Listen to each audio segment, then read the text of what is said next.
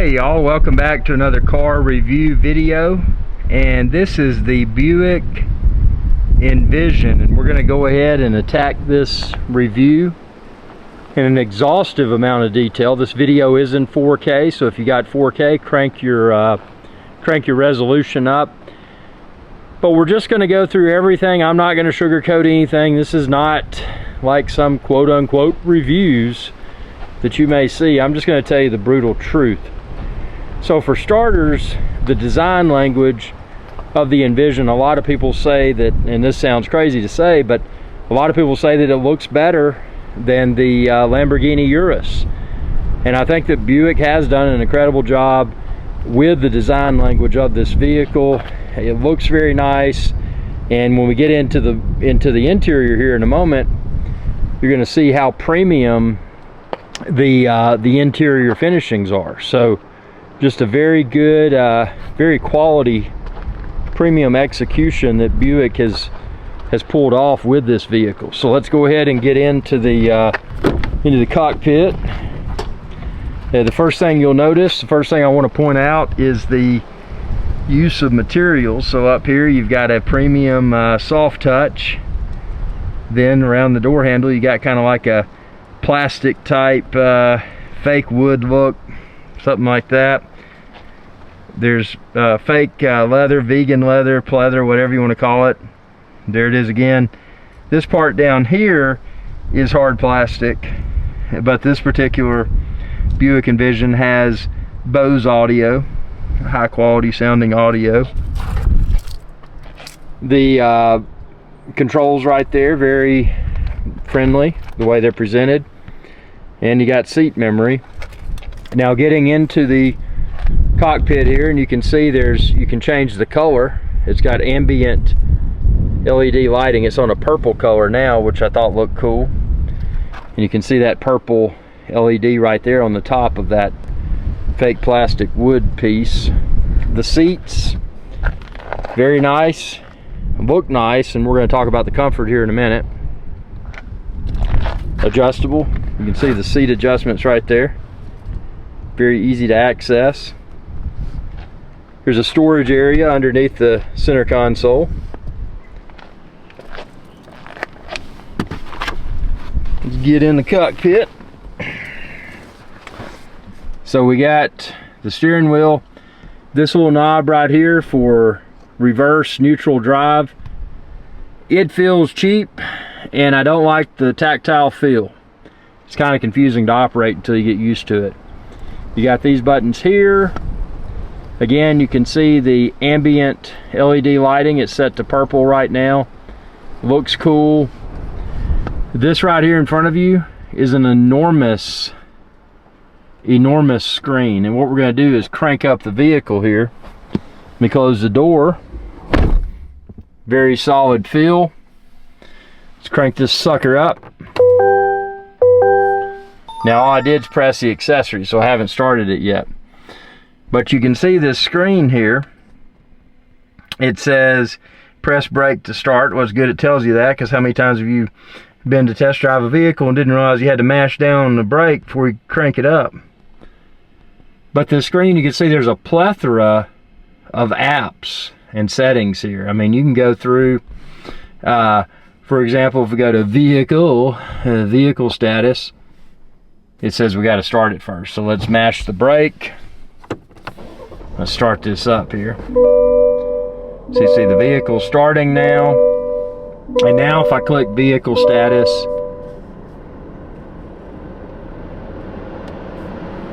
well, give it just a second to finish starting here. Now if I click vehicle status, you can see very nice how it's got this laid out. The infotainment piece of this is, in my opinion, outstanding, and we're going to dive into a few things here. If we go to trip, you can see I took this sucker out today. I drove about 29.8 miles. Average miles per gallon, 19.1 mpg. Best was 35.6.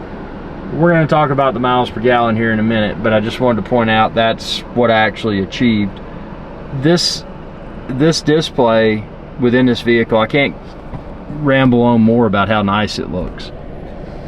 This right here in the glass let's see if I can focus it so you can see it. It's a heads-up display. There we go. You can see it now. You can see 0 miles per hour because I'm not moving. I would never be using a camera if I was in motion, but so you can see the heads-up display. Optionally, you can choose to turn the heads-up display on and off using that in-dash button. Now we're going to talk about a few things that I don't know. So I got a standard size water bottle. You can see it just bangs around in there, and I put it over here, same thing.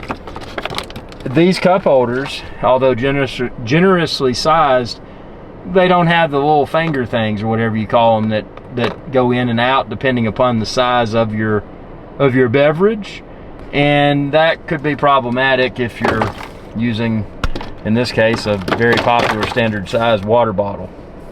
The other thing I want to talk about, you can see this here black, kind of dirty looking and scratched.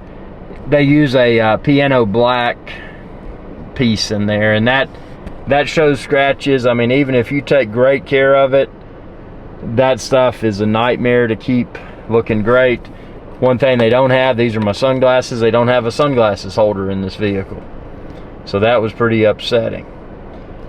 This right here is a knob. You can control the volume of your radio. Kind of neat they put that there, I guess. This I really like.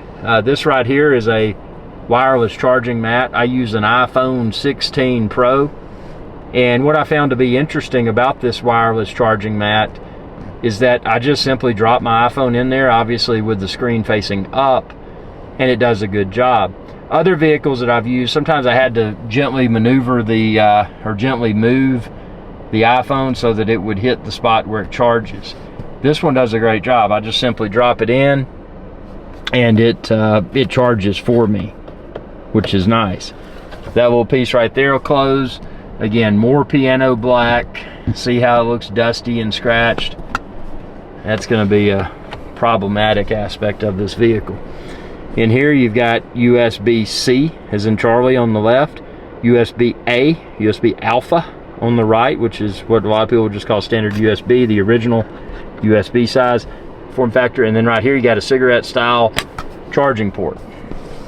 Let's look in the back of the vehicle, then we're going to talk about performance here in a second, okay? So let me put my sunglasses back here because I can't, there's no sunglass holder, so that was a gross oversight. So in the back, oh, we got a bag. What's in the bag, bro? What's in the bag? And then down here on the center console, you do have heating and cooling vents, which is nice. And you've got USB-C is in Charlie, and USB-A is in Alpha. And then up back here you've got seats. The rear seats will fold. You know, the door in the back, you don't have any of the LED ambient lighting in the rear, but you do have this right here, soft touch. This is that fake leather, vegan leather, whatever you want to call it. That fake plastic wood, fake leather type stuff. And then of course obviously the bottom part is hard plastic. You got a little pouch right here if you want to put something in there, but hey man, I'm a kangaroo, bro. Look at my pouch. You can put some stuff in there, and there's a pouch on the other side too. These rear seats will fold down, but before we go to the rear, let's look at this. Boom, you got drink holders. Now those have little ridges in them, and they do compress. So those ridges, it's kind of like a soft rubber type feel, so they would better conform to the cup or glass or whatever beverage you're putting in there. Interesting why they didn't do something similar for the cup holders in the front seat center console. Oh well, just want to point it out because like I said, I keep this stuff brutally honest. Solid fill enclosure of the door. Envision AWD, Envision Alpha Whiskey Delta. It stands for all-wheel drive. We're going to talk about performance here in a minute. Let's pop this sucker open. Boom. Oh, so you got a camera in there. Camera is really cool. Camera does a good job while you're backing up, and also this vehicle, when you're backing up, it's got like a view. It looks like a camera's over the vehicle, which is really cool.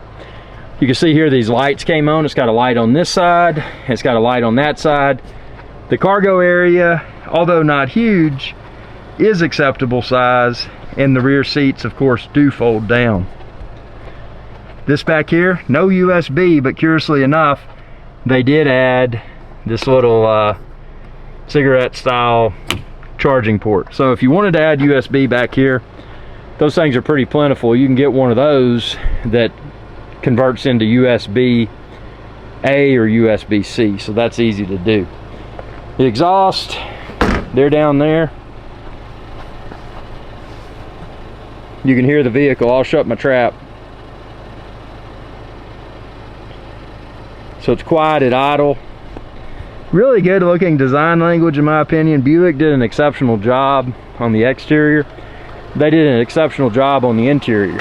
Okay, now we're going to talk about performance. So, before we do, soft touch,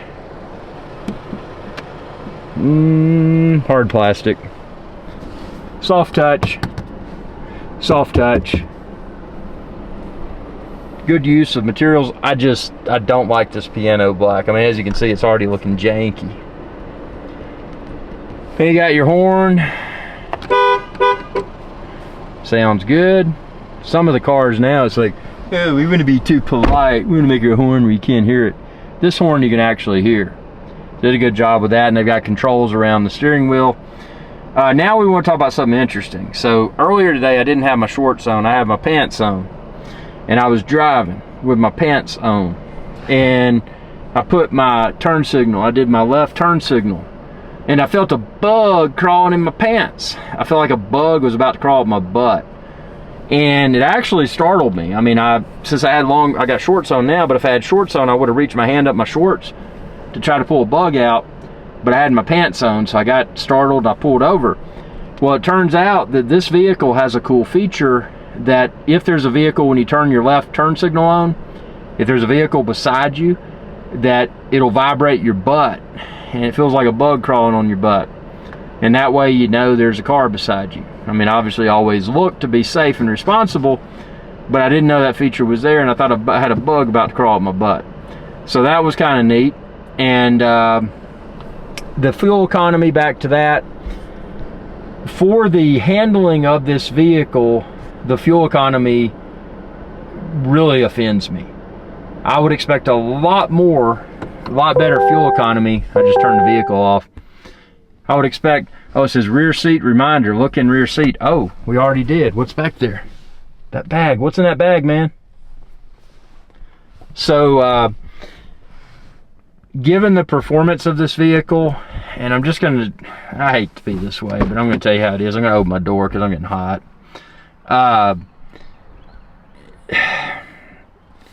Going onto the highway, it could be a highway, it could be interstate, this vehicle leaves one feeling, to be quite frank, when I went out to the highway and accelerated, number one, there wasn't a feeling of power. Number two, the sound was not that confidence inspiring. The best way I can describe it is that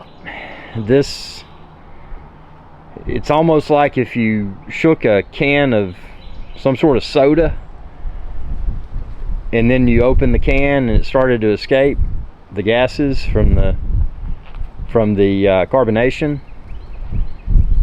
It was that bad. I mean, the acceleration of this is the feel from the steering wheel, the lack of reassuring grip with the road. I mean, when you make just a basic, if you're going onto a highway and you're not on a ramp and you're making a pretty sharp turn to the right or left, it just doesn't instill confidence from a sound, from a feel, and just the way that it handles the road perspective. It just, especially given that this is an all-wheel drive vehicle, this particular trim, it just made me feel very disappointed.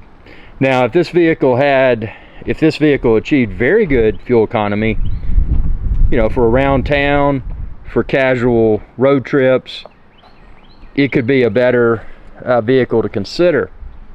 But when you look at the price point of this vehicle, this Buick Envision, and you then go out and say test drive something like a Lincoln, test drive a Volkswagen SUV, and then compare the handling, and we haven't even got to this other piece yet, beyond the power, the sound of the engine, and the road, you know, the road feel, how well does it handle the road.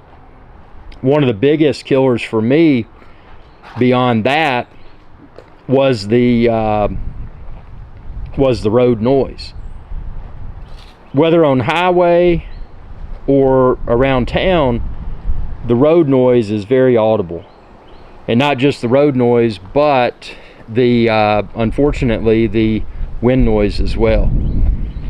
They did a good job visually with the interior execution of the Buick Envision, but how it looks doesn't mean how it feels. And the seats, the driver's side, the passenger, the rear seats, although they look nice and they are somewhat adjustable, they don't feel that good.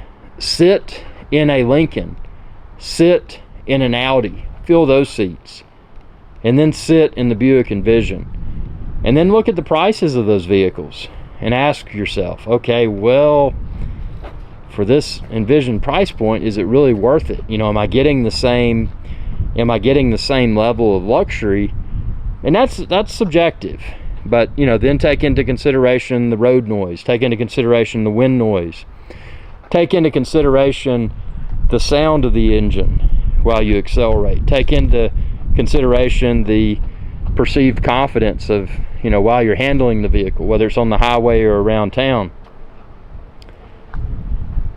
Put your sunglasses somewhere after you take them off. I mean, small details.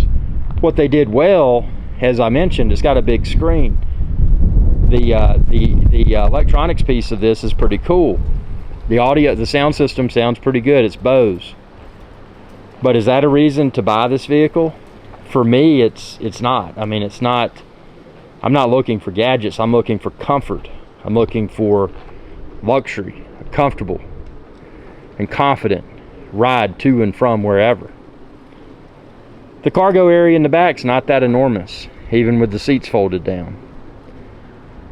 I don't know. I don't want to sound overly negative, but I mean, it's just, there's so many good things. And, you know, back to what I said initially, is that a lot of people feel this looks better than the Lamborghini Urus. They did a great job cosmetically. I think it looks great. The body language is great. The body language says something that the comfort, the handling, and the performance do not. And that's where it gets painful. It's like, man, this could have been so much better, but it just left me wanting so much more. And they've done a lot of things right. I mean, let's pop this sucker back open again here. I mean, it looks good, but it's the details, it's the things that, oh, I wish, but it didn't deliver. And Buick's come a long way. The LED lighting is cool when it's powered off now, but when it's powered on, the LED lighting is cool. But I mean, look at that display. I mean, that's cool. But is a in-dash computer screen that probably cost a few $100s US to manufacture, is that really worth saying, oh man, that's an awesome car? So that's the first thing you see when you sit in it. And you go for a test drive in this sucker, and you're like, you know, the first thing you're gonna see is that, and it's like, man, this is awesome. Haven't seen anything like it before. But then when you listen to the road noise, the wind noise, the lack of power, fuel economy that's not that good given the absence of power and confidence while driving, it just doesn't all mesh well together. But again, it's got a nice wireless charging mat that works. I mean, typically, you know, it'd be easy to just get a little Qi charger and plug it into the USB-A or USB-C port and have effective wireless charging, but it's good that the one built in works. It's also got built-in wireless Apple CarPlay or wireless Android Auto, meaning that, oh, here comes the purple, it came on. So you can see the purple there, purple accents. And you can change that color in the big screen that's on the dash. But that looks cool. They did a good job with the ambient lighting. So again, cosmetically very cool, very interesting, but it's the details that matter. And for this price point, unfortunately, for the Buick Envision's price point, I don't see everything coming together in a positive way. I really wanted to, oh, we didn't open this. This pops open. Both of those pop open. There's ample size storage area there. And that's got that fake plastic leather type stuff, vegan leather, whatever you want on it, whatever you want to call it. And then you got the storage area down here. But I mean, my thing would be, you know, go test drive other vehicles too. Test drive a Lincoln, test drive a Volkswagen, test drive a few things and compare, because at this price point, I just don't see. I keep things honest on this channel, and I just can't say, oh, you know, it's great. Did I want this vehicle to be great? Of course I did. Do I think the vehicle looks great? I think it does. I mean, especially look at these angles here. I mean, Buick did a phenomenal job with the body language. I mean, this grossly trumps the appearance of a lot of cars nowadays, like the BMWs. I mean, the new BMW models, in my opinion, look horrible. I used to love BMW. Buick did a great job with the styling, but there's more to something than the way it looks, and it's the things that I just mentioned, and coupled with the price, that make this a no, I wanted to like it, but I don't type of vehicle. Now, that's not to say that Buick's not going to continue to mature and bring us very refined vehicles. They may, and they may not. But this is what I think about the Buick Envision. And again, this is the all-wheel drive version. Comment below, tell me what you think. And, you know, mean, nasty, vicious, complimentary. You don't have to agree with me. I'm not a dictator. I'm sharing my unfiltered opinions about the Buick Envision, and it's a mixed bag. I mean, I don't think this was overwhelmingly negative, but sometimes honesty just doesn't have a positive vibe to it, and that's probably the takeaway that a lot of people are having after watching this video, is that, I don't know.